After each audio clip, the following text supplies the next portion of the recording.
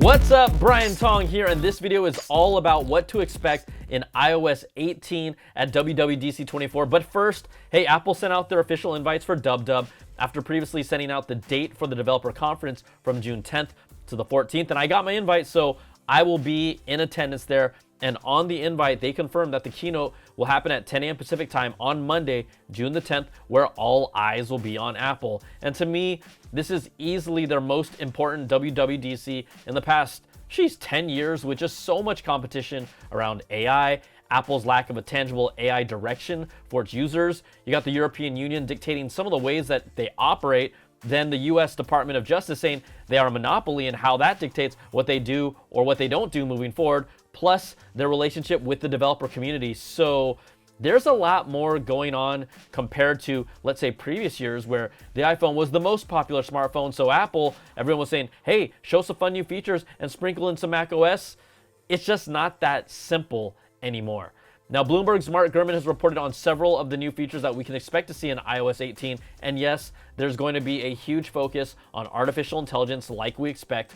According to Gurman's recent Power On newsletter, what's at the heart of their new AI-related feature strategy is what Apple calls Project Gray Matter. And it's a set of AI tools that will be incorporated into many of their core apps like Safari, Photo, and Notes, and through the OS as well. Now, we'll go through the new AI features, but I have to get to these two first, right?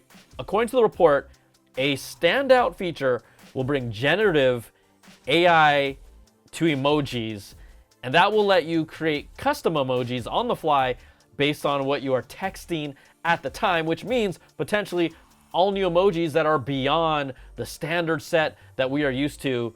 But I just don't want to see what they suggest when I say I ate something bad and I've been on the toilet all day. Like, come on.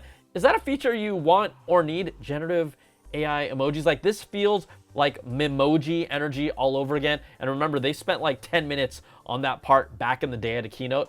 Another feature that isn't necessarily AI, but could be important, is a new revamped iPhone home screen. Now, the report says it will let users change the color of their app icons and put them wherever they want. You could make your travel app icons one color and your games another one that are different than your productivity ones. And you won't need to place them in the standard grid at all, which sounds like it could get really messy really fast. But hey, some of you just like messy. And after years of saying Apple doesn't let you customize your iPhone like Android does, well, now you'll reportedly be able to do it in iOS 18, and I wish you all good luck. But getting back to the AI features, they will be coming in both iOS 18, macOS 15. Some of these AI features we're going to talk about will be supported on device by the iPhone, iPad, and Mac chips, while others will go to the cloud that are powered by M2 Ultra chips at data centers, according to the report. Now, some of the new AI features you can expect. What about transcribing voice memos? And I've been waiting for years for them to do this in the Voice Memos app. Retouching photos with AI. But at what level are we talking about here? Because Google's Magic Editor, this is easily the best consumer level AI photo editor on a phone that we've seen so far. Even my mom, she was telling me how cool it is because she sees the ads replay during the NBA playoffs. And when my mama notices that, that tells me it's breaking through beyond the tech world. So Apple honestly has a big leap to make here. Now, we have more features to talk about, but hey, let's take a moment to thank the sponsor of this video, the Coolify Cyber from Taurus.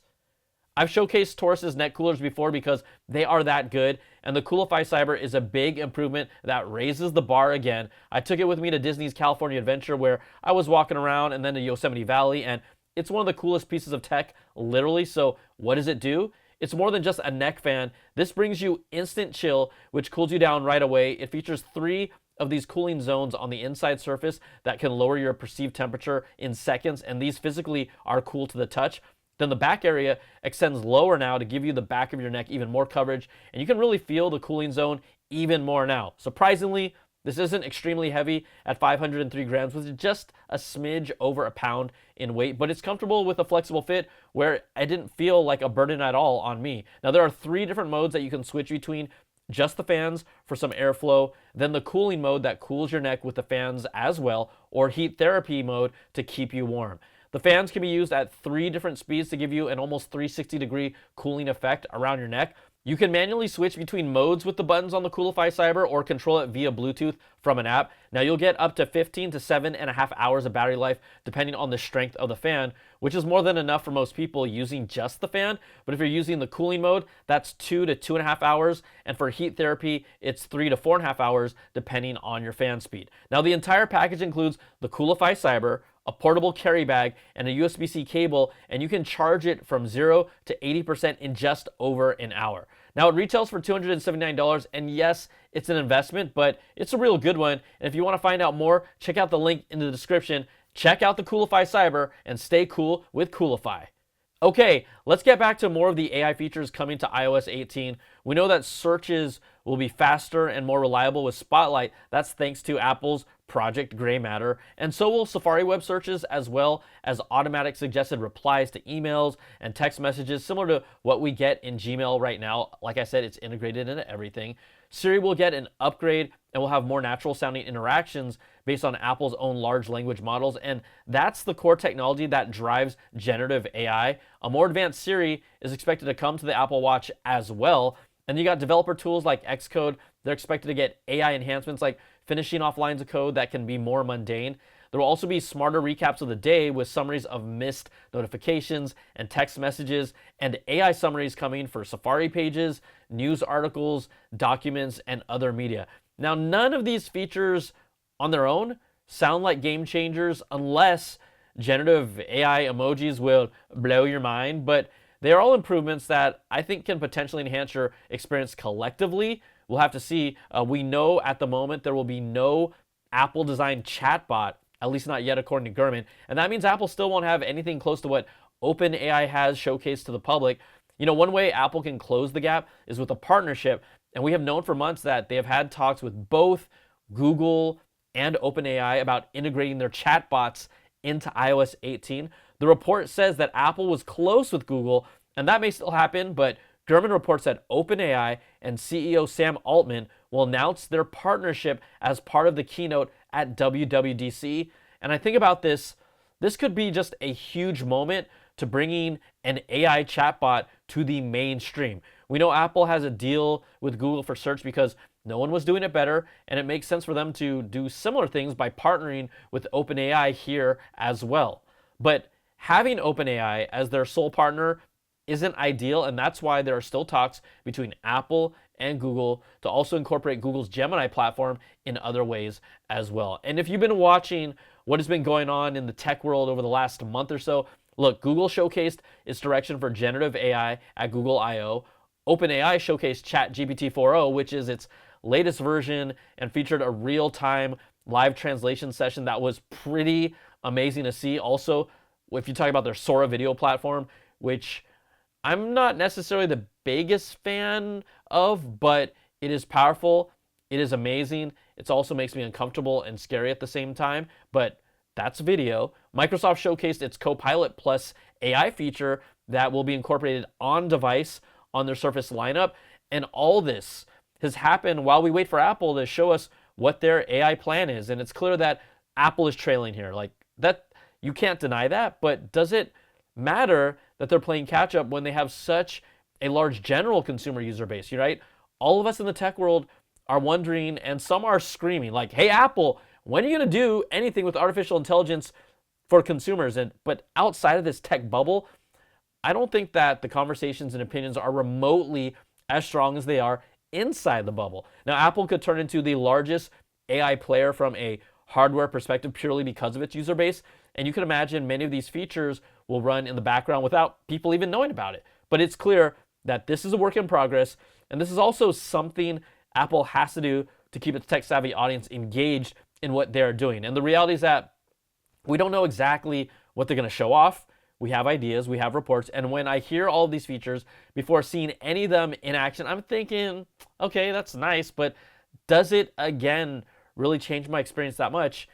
And maybe for me, it doesn't, not yet, but to me, the biggest change would be either a significantly revamped Siri, right? Siri sounds more like a voice change to be more natural at this point based on the reports, but not significantly smarter, at least not yet.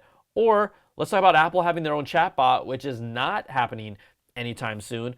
Apple pushes their cameras all the time, and I think that they need to lean in hard here. But can they come close to what Google's Magic Editor does? I don't know. I mean, I'll need to see it to believe it, so I'm going to hold on to my judgments until we see what they announce. I think because Apple's really good at partnerships, maybe something that through Siri we could do something like scan our emails, see products we purchased. If we want to do return, prompt for a return, and then if they partner with one of the big shipping companies like FedEx or UPS, because we know they like partnerships and those companies would love to partner with Apple. What if we just got really easy single click or single prompt returns for things we purchased? That's a way that I think AI can make our life easier. It's a small example, but I think there's something there. And I hope that not only does Apple partner with OpenAI, but we see other partnerships that are a combination of AI meets real world problems, application uses that will help me, help you, and help my mom, because that's pretty much everyone. But what do you think about what you've heard so far? Again, we're gonna have to wait and see, but I want to hear all your initial reactions. Put them in the comments because I like reading them, even the lame ones. Okay, they're not all lame, but some are really lame. But the report also adds that Apple's new AI features might be released with a beta or preview designation, and maybe it's a way for Apple to not take as much heat like Google and OpenAI have had for inaccurate or insensitive responses with their generative AI. The reality is that, aren't all these front-facing generative AI features all still really in beta anyways? They're constantly evolving, they're constantly being tested, and we are still very, very, very early in the AI game, but other companies have planted their flag in the ground. Apple's trailing here by a significant margin. They know that until they prove us otherwise. And just like they made a deal with Google for search and never could make their own search engine, I mean, that wasn't their strength. My guess is that they'll also leave the AI chatbot to another company moving forward for the long term. Maybe they do it, but I don't know if that's necessarily their strength. They haven't shown it to us. That's their strength, at least not yet. Now, other features we expect to see in iOS that aren't AI features, we are expecting messages to finally support RCS messaging. So again, if you aren't familiar, RCS allows for higher resolution photos and videos, audio messages, read receipts, typing indicators, Wi-Fi messaging, and more, cross-platform with Android as well. Safari will also get improvements in iOS 18 with reports claiming that it will add a browsing assistant to Safari. So that could do things like maybe intelligently search through an article, quickly summarize web pages for you.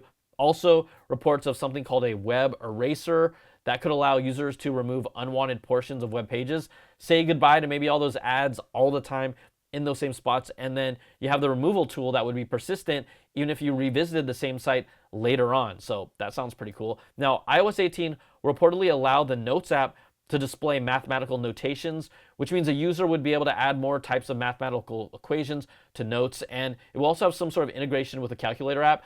Some of these features I've talked about before, but I just want to remind you of them. The Notes app also will reportedly have a built-in audio recording tool, which would eliminate needing to switch over to the Voice Memos app. So kind of combining or being able to integrate some of these features together. If we're sticking with the audio, Apple Music reportedly will use AI to auto-generate playlists based on what you listen to and your preferences.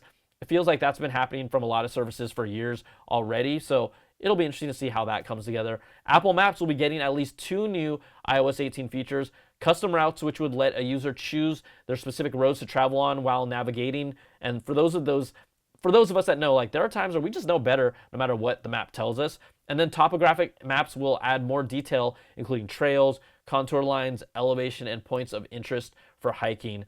Apple Watch has this already, but coming to iOS 18. There's also expected to be a revamped calculator app with new features, including a sidebar to list recent calculations, an improved interface for doing unit conversions, and then again, integration with the Notes app.